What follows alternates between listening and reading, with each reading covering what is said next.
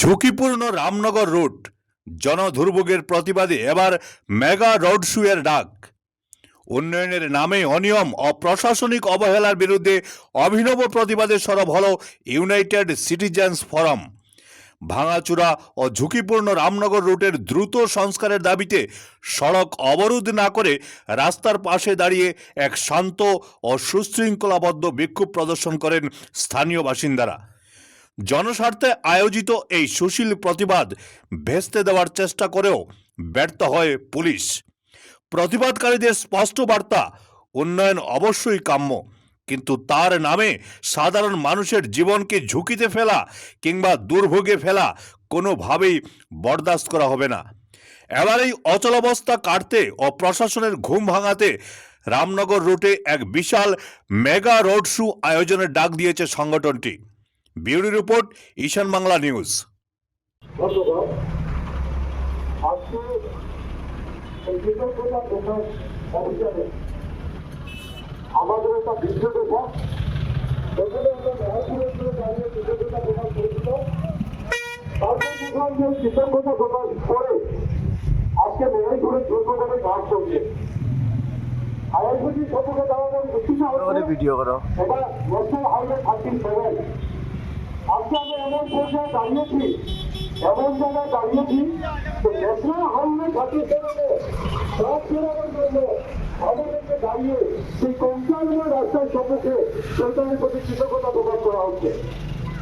বন্ধুগণ, আজকে যে পুলিশ ভাইরা, যে পুলিশের বোনরা 24 ঘন্টা অক্লান্ত পরিশ্রম করে মাথার ঘাম পায়ে ঘুরিয়ে দেশ সেবা করে যাচ্ছেন, আজকে যদি রাস্তাটা ঠিক থাকতো আজকে এখানে ওদেরকে দাঁড়ানো উচিত ছিল না, প্রয়োজনীয় ছিল না। রাস্তা যখন সংক্রান্ত হয়ে যায়, সবচেয়ে বেশি যদি কোনো কাজে বেকার ঘটে সেই পুলিশগুলোতে ঘটে 24 ঘন্টা আমাদের জন্য মাথার ঘাম পায়ে ফেরা।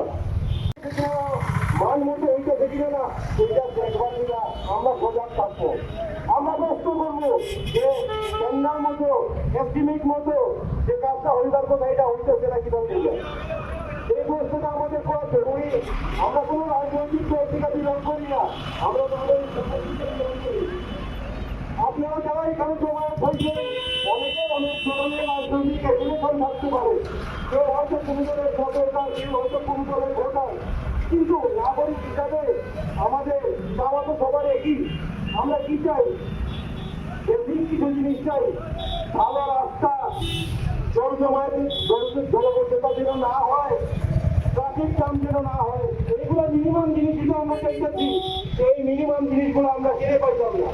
অবশ্যই চাইবো যদি আমরা সবাই মিলে